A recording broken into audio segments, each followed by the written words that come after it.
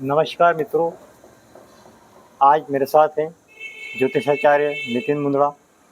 आज हम ज्योतिष में ग्रहों की दशा के बारे में जानेंगे। वे कौन से ग्रह हैं जो जातक को बहुत अधिक धन प्रदान करते हैं। कई बार जातक काफ़ी परिश्रम करता है, लेकिन उसे किसी भी क्षेत्र में सफलता नहीं मिलती है। विशेष तौर पर अर्थ अभाव बहुत होता है।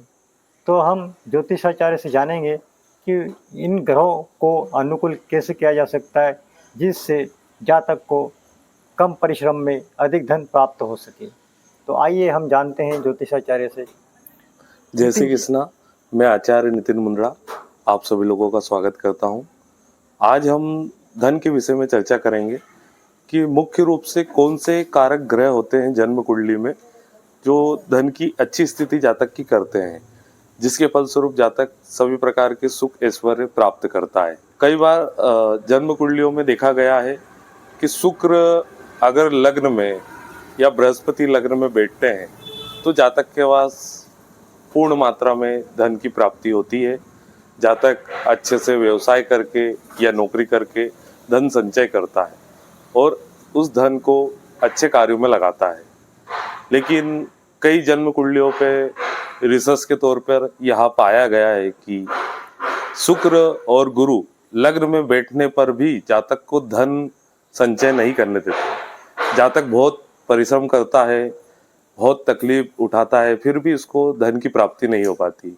उसका मुख्य कारण ये है कि शुक्र और गुरु बाल्य अवस्था का होते हैं या फिर मृत अवस्था के होते हैं, या फिर उनके ऊपर पापी ग्रहों जैसे राहु, शनि या फिर केतु या फिर मंगल, नीच के मंगल का प्रभाव रहता है। तो ऐसे में जातक को धन संचय में काफी परेशानी उठानी पड़ती है।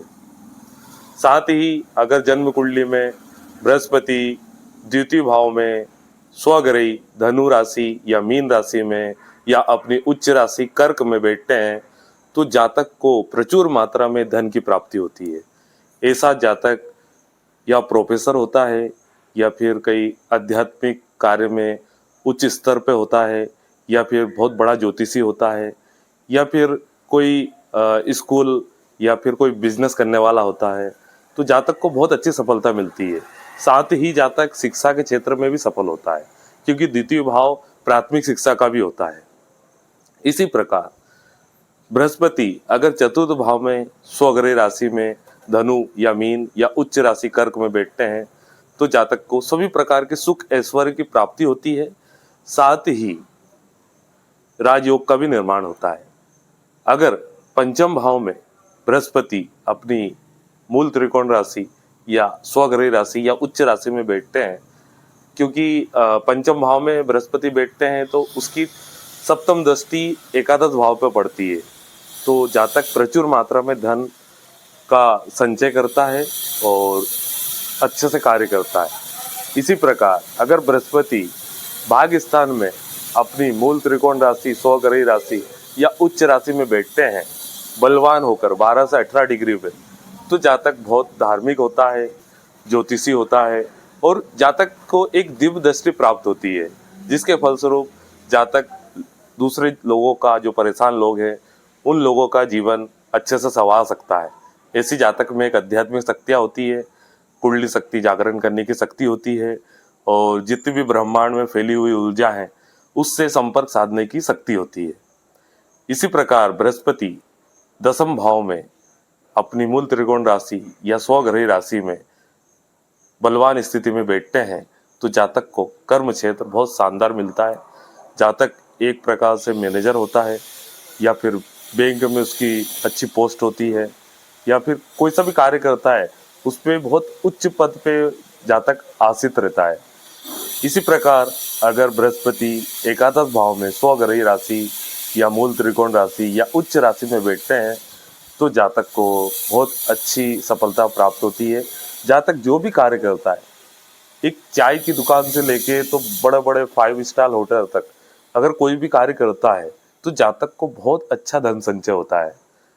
साथ ही अगर बृहस्पति या शुक्र पे कई पापी ग्रहों का प्रभाव, राहु, मंगल, शनि या केतु का प्रभाव अगर होता है या फिर अमावस का जन्म होता है जिसमें चंद्रमा क्षीण हो जाते हैं, क्योंकि चंद्रमा को भी कहीं ना कहीं धन का कारक कहा गया है। तो ऐसे में जातक को कुछ छोटे छोटे उपाय करके अपने जीवन को संवारना चाहिए, जिसके फलस्वरूप जातक धन संचय कर सकता है। जिस किसी भी कार्य को वो करेगा बहुत अच्छे से करेगा और धन संचय आसानी से कर पाएगा। कुछ उपाय हैं मैं आपको बताने जा रहा हूँ, इसको आप नोट कर लीजिए ताकि पूर्ण रूप से आप किसी अच्छे वैदिक विद्वान ज्योतिषी से संपर्क करके यह उपाय कर सकें। क्योंकि यह उपाय एक सामान्य तौर पर बताए जा रहे हैं, यह सभी के लिए लागू नहीं हो सकते हैं, क्योंकि जन्म कुंडली पे सभी ग्रहों की स्थिति अलग अलग होती है, नक्षत्रों की स्थिति अलग अलग होती है और डिग्री वाइज बलाबल भी अलग अलग होता है और लग्न भी अलग अलग होता है। इसके फलस्वरूप आप आकलन करवा के ही उपाय करें। बृहस्पति को अगर मजबूत करना है आपको, जिसके फलस्वरूप आपको समस्या उत्पन्न हो रही है आपके जीवन में, तो हर गुरुवार को आपको पीली चीज़ों का दान शुरू कर देना चाहिए, या दान कर दें आप किसी भी मंदिर में, या जल प्रवाह कर दें। पीली वस्तुओं में जैसे कि फल हो गया, चने की दाल हो गई, या पीला वस्त्र हो गया, या मिठाई हो गई, किसी भी रूप में आप पीली चीज़ों को अपने बॉडी में से रिमूव कर सकते हैं। इसी प्रकार शुक्र के कारण आपको धन संचय में समस्या उत्पन्न हो रही है, तो शुक्रवार को आपको सफ़ेद जो वस्तु होती है उसका दान करना चाहिए। ये शुक्र से संबंधित होती हैं, क्योंकि शुक्र ग्रह का जो रंग होता है वो सफ़ेद होता है, चमकदार श्वेत होता है, तो इसलिए आपको इन चीज़ों का दान करना चाहिए। इसमें शक्कर हो गई और सफ़ेद फल हो गए और साथ में सफ़ेद वस्त्र हो गया, मिठाई हो गई सफ़ेद दूध से बनी हुई, किसी भी प्रकार से अक्षत हो गए, तो शक्कर हो गई, किसी भी प्रकार से आप मतलब कर सकते हैं और इससे आपको सफलता प्राप्त होगी। आपने जाना ज्योतिषाचार्य नितिन जी से कि किस प्रकार से आप ग्रहों को अनुकूल बना सकते हैं। आप सक्षम हो, धन धान्य से परिपूर्ण हो, हमारी ईश्वर से ही कामना है। हम फिर अगले अंक में आपसे एक बार और मिलेंगे, तब तक के लिए हमें इजाज़त दीजिए। जय श्री कृष्ण। जय श्री कृष्ण।